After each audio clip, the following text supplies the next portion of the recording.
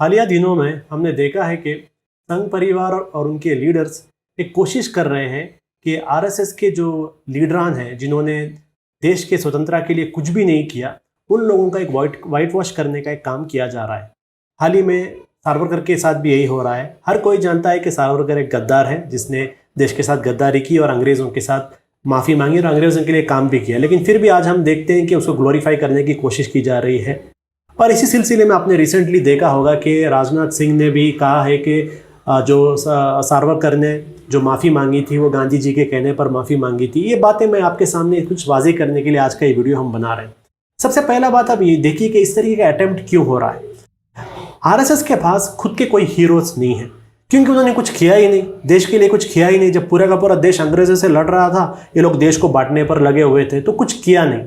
लेकिन आज अपने आप को बड़ा देशभक्त कहने के लिए इन्हें प्रूव करना होगा कि इन्होंने देश के लिए क्या किया। इसलिए ये पूरा वाइट वॉशिंग हो रहा है, एक हिस्ट्री को वापस से लिखा जा रहा है और अपने जो हीरोज़ हैं, जो इनके हिंदुत्व के जो हीरोज़ हैं जिन्होंने मुल्क के लिए कुछ किया नहीं, उन लोगों का एक पॉजिटिव इमेज बनाने के लिए अलग अलग बुक्स लिखे जा रहे हैं, अलग अलग सेमिनार, फिल्म सब बनाए जा रहे हैं और उसी सिलसिले में सावरकर के बारे में भी स्टेटमेंट्स आ रहे हैं।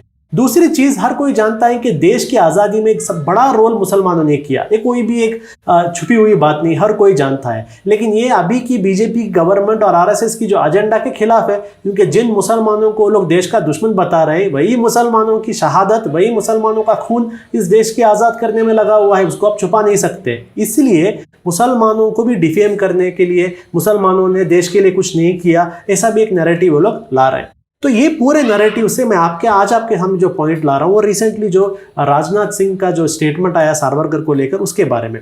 तो उसमें देखिए, सबसे पहली बात, राजनाथ सिंह ने कहा था कि सावरकर ने माफ़ी मांगी, मर्सी पिटीशन दी ब्रिटिश के सामने, वो इसलिए क्योंकि महात्मा गांधी ने उन्हें कहा था। अब पहला चीज़ जो है, सावरकर ने बहुत सारे पिटीशन लिखे। हमें एक 3-4 पिटीशंस के बारे में पता है, चंद लोग कहते हैं 8 पिटीशन अलग अलग है, लेकिन बहुत सारे पिटीशन उसने लिखी। ये पहला पिटीशन जो उसने लिखा 1911 में था, उसके बाद का जो पिटीशन आया 1913 में था, उसके बाद का 1917 में था। महात्मा गांधी साउथ अफ्रीका से इंडिया को आए 1915 में, यानी महात्मा गांधी इंडिया में आने से पहले ही सावरकर ने महात्मा गांधी से कहाँ से परमिशन ले लिया मर्जी पिटीशन डालने का। तो ऐसे झूठ नैरेटिव ये लोग फैला रहे हैं। अब इसमें पॉइंट ये है, इतनी आसानी से ये लोग ये झूठी नैरेटिव इसलिए फैलाते हैं क्योंकि इन्हें 100% पता है कि ये कुछ भी झूठ बोलेंगे उसे आंख बंद करके मानने के लिए लोग हैं यहाँ पर। यानी व्हाट्सएप पर ऐसी झूठी हिस्ट्री अगर प्रोपोगेट भी करती है और गवर्नमेंट में रहने वाले, इतने बड़े बड़े पोजीशन में रहने वाले लोग जब ऐसा काम करते हैं, कोई गली मोहल्ले का आदमी नहीं कर रहा है, बहुत बड़े पोस्ट में रहने वाला आदमी ऐसे एक झूठ फैला रहा है, उसको आंख बंद करके मानने के लिए लोग रेडी है और उसको जस्टिफाई करने के लिए गोदी मीडिया अपने प्राइम टाइम को इस्तेमाल करती है। तो ये जो एक माफ़ीनामा उसने मांगा था, वो असल में उसकी गद्दारी का, अपने गद्दारी की वजह से उसने किया था। और सेकंड, वहाँ जो अंडमान में जो उसे जेल में डाला गया था, 6 महीने के अंदर ही उसने लिख दिया था। यानी वहाँ पर ऐसे बड़े बड़े बड़े देश के आज़ादी के आंदोलनकारी वहाँ पर थे जो लोग अपनी जान दे दिए, लेकिन अंग्रेज़ों के सामने वो अपना सर नहीं झुकाए। और वहाँ पर यह आदमी 6 महीने के अंदर ही वहाँ की सज़ा देखकर ये वहाँ से भागने की प्लानिंग उसने कर दी और माफ़ी मांगने की प्लानिंग उसने कर दी। तो ये असल में एक भगोड़ेपन की निशानी थी, ये कोई स्ट्रैटेजी की निशानी नहीं थी। दूसरा चीज़, आरएसएस के लोग ये बता रहे हैं कि नहीं, ये उनका स्ट्रैटेजी था, अंग्रेज़ों से के जेल में रह के वो कुछ नहीं कर सकते थे, इसलिए बाहर आकर बहुत सारा काम करने के लिए उन्होंने एक स्ट्रैटेजी किया। ये भी बहुत बड़ा एक झूठ है, क्योंकि सावरकर अपने ज़बान का पक्का था। उसने अंग्रेज़ों से अपनी माफ़ीनामे में चंद बातें कही थी, उसमें से एक बात उसने ये भी कहा था कि मैं बाहर आऊँगा और अपनी जो भी कैपेसिटी, उस कैपेसिटी में इस गवर्नमेंट के लिए, यानी ब्रिटिश गवर्नमेंट के लिए काम करूँगा। और अगर आप मुझे यहाँ से बाहर छोड़ेंगे तो मेरी बातें सुनकर बहुत सारे लोग जो भटक गए हैं, देश की आज़ादी के लिए काम करने को उसने भटकना कहा, मेरी बात सुनकर जो बहुत सारे लोग भटक गए हैं, वो सारे लोगों को मैं वापस रास्ते पे लाऊंगा और वो सारे लोग भी जो है देश के लिए, यानी अंग्रेज़ों के लिए काम करेंगे। यानी जो हमारे क्रांतिकारी थे, जो हमारे देश के लिए आंदोलनकारी थे, ये सारे लोगों को उसने भटका हुआ युवक था। और ऐसा नहीं है कि सिर्फ नाम के वास्ते उसने लिख दिया, हमें देखना चाहिए सावरकर जेल के बाहर आने के बाद उसने क्या कहा। सब लोग सिर्फ ये मसी पिटीशन के बारे में बात कहते हैं, सब लोग कहते हैं उसने माफ़ी मांगी और आरएसएस के लोग कहते हैं वो स्ट्रैटेजी था। अब हमें देखना है बाहर आने के बाद उसने क्या किया। बाहर आने के बाद उसने अपनी पूरी ज़िंदगी अंग्रेज़ों के एजेंडा को इंडिया में इम्प्लीमेंट करने के लिए लगा दी।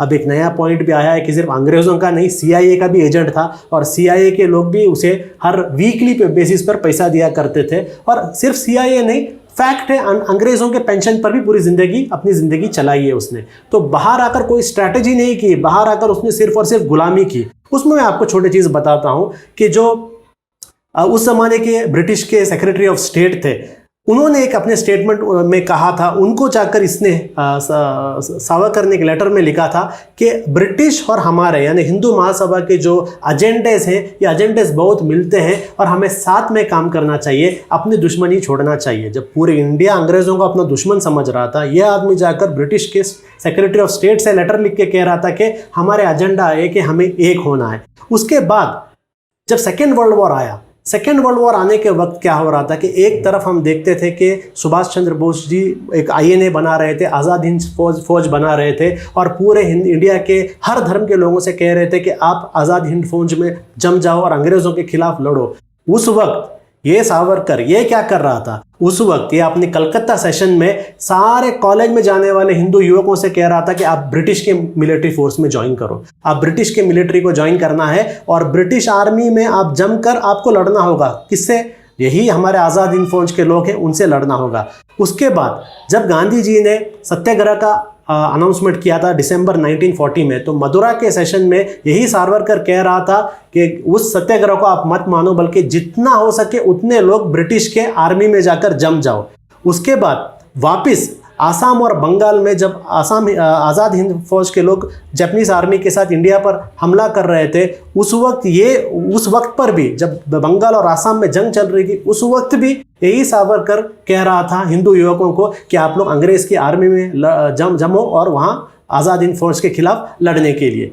और ये सिर्फ एक कहावती बातें नहीं है, यानी ब्रिटिश के उस वक्त का जो कमांडर इन चीफ है, उसने अपना जो आभार भी प्रकट किया था। उसने ये भी कहा था कि मैं बहुत आभारी हूँ बैरिस्टर सावरकर का, जो हिंदुओं से कहता है कि ब्रिटिश आर्मी में जमो और अपनी ज़मीन के वास्ते लड़ो। यानी जो इसकी गुलामी है, इसकी सावरकर की गुलामी, इस गुलामी का सर्टिफिकेट भी इसको अंग्रेज़ों ने दिया है। यानी सिर्फ वन साइडेड गुलामी नहीं था, अदर साइड से इसे सर्टिफिकेट भी मिला है।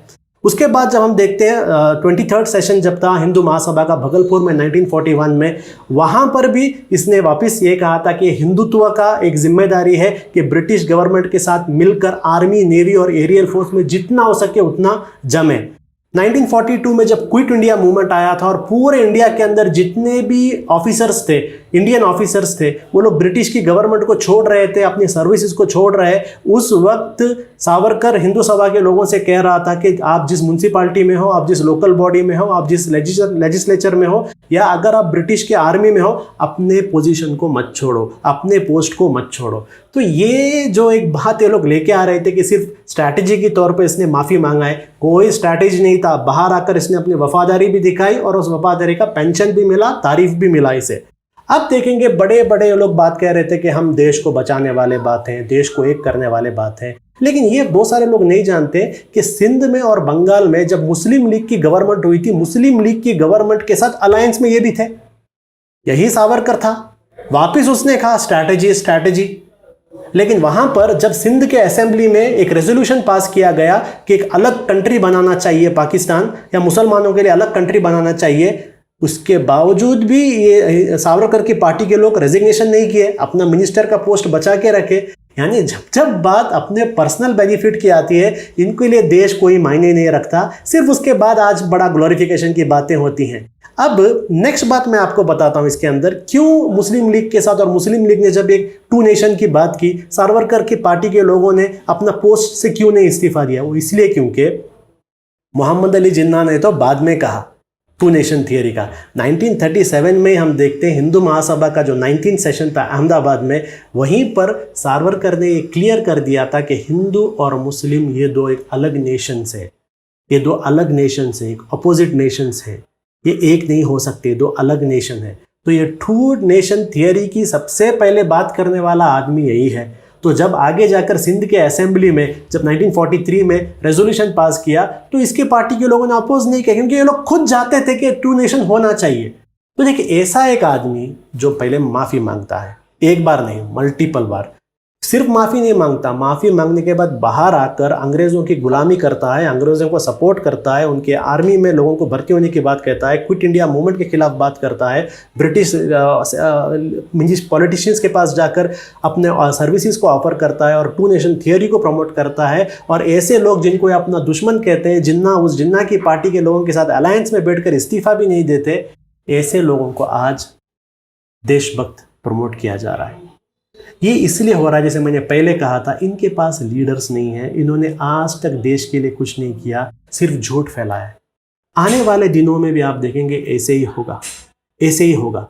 ऐसे ऐसे लोग जिनका नाम आपने कभी नहीं सुना होगा, उनको नेशनल फिगर्स बनाया जाएगा। और टीपू सुल्तान जैसे लोग, अलग अलग जो मुस्लिम आज़ादी के शहीद हैं, इन लोगों को डिफेम किया जाएगा, हिस्ट्री को रीराइट किया जाएगा। ये फैसिज्म का एक तरीका होता है कि फैसिज्म अपना हिस्ट्री बनाते हैं। हमें इंडिया के लोगों को इस चीज़ से आगाह होना चाहिए। हमारा जो एक स्ट्रॉन्ग लेगेसी है, एक प्लूरलिस्टिक सोसाइटी की एक लेगेसी है, उस लेगेसी को बचाने की हमारी जिम्मेदारी है। और हमारे हिस्ट्री के साथ मुदाखलत करने की जब जब कोशिश आरएसएस के लोग और ये हिंदुत्ववादी करेंगे, उसे रोकने की भी जिम्मेदारी हमारी है। शुक्रिया।